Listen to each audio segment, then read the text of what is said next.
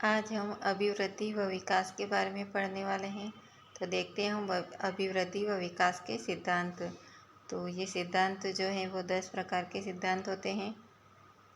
समान प्रतिमान का सिद्धांत, दिशा का सिद्धांत, निश्चित व पूर्व कथनीय सिद्धांत, गति का सिद्धांत, निरंतरता का सिद्धांत, एकीकरण का सिद्धांत, व्यक्तिगत भिन्नता का सिद्धांत, वातावरण व वंशक्रम का सिद्धांत, सामान्य से विशिष्ट का सिद्धांत, चक्राकार सिद्धांत, पर मार्जितता का सिद्धांत। तो सबसे पहले हम देखने वाले हैं समान प्रतिमान का सिद्धांत।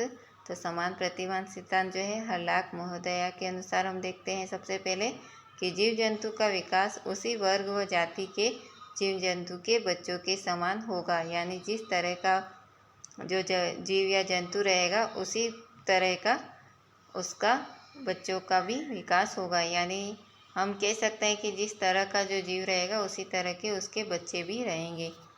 एग्जाम्पल दिया गया है कि बिल्ली के बच्चे का विकास बिल्ली के समान, यानी बिल्ली जो होती है उसके बच्चे का जो विकास होता है बिल्ली के समान ही रहेगा, यानी बिल्ली के जैसे हाथ पैर रहते हैं उसी के समान उसके बच्चे के भी हाथ पैर रहेंगे।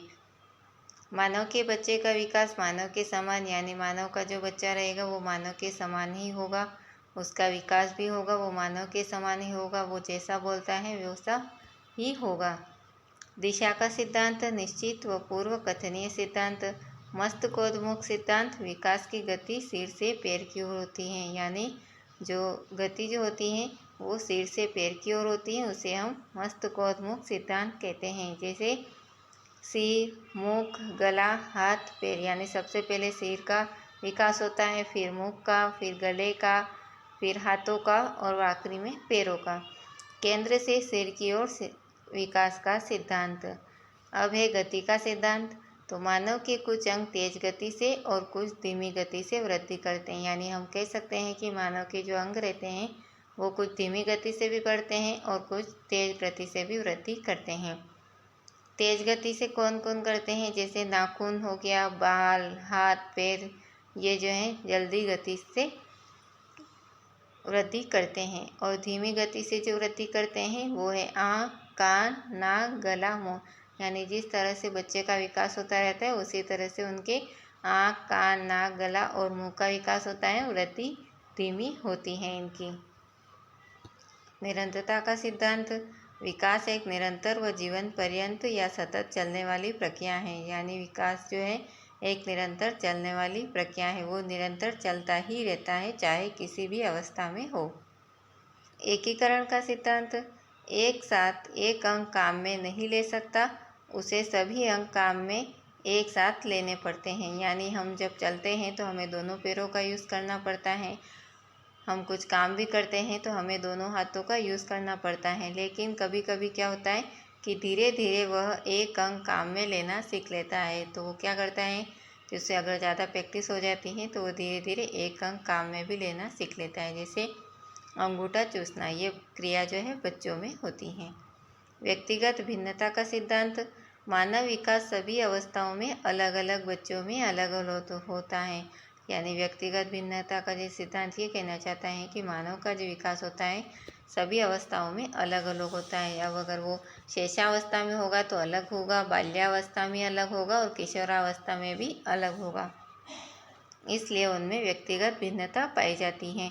स्किनर ने कहा है कि बाल विकास की सभी अवस्थाओं में विकास में बहुत अधिक गैप अंतर पाया जाता है। वातावरण व वंशक्रम का सिद्धांत। वातावरण व्यक्तियों में समायोजन करना सिखाता है, यानी जिस वातावरण में व्यक्ति रहता है उसी तरह वो बन जाता है, और वंशानुक्रम व्यक्तिगत भिन्नता लाता है। जैसे वातावरण और वंशक्रम को मिलाकर बच्चे का विकास होता है। सामान्य से विशिष्ट का सिद्धांत। बालक का प्रारंभ में विकास सामान्य होता है, यानी जो बालक होता है उसका जो विकास होता है एक सामान्य तरीके से होता है, लेकिन बाद में वह विशिष्टता को प्राप्त करता है।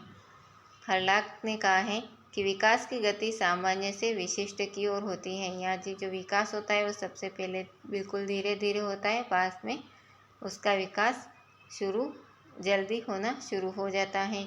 चक्राकार सिद्धांत।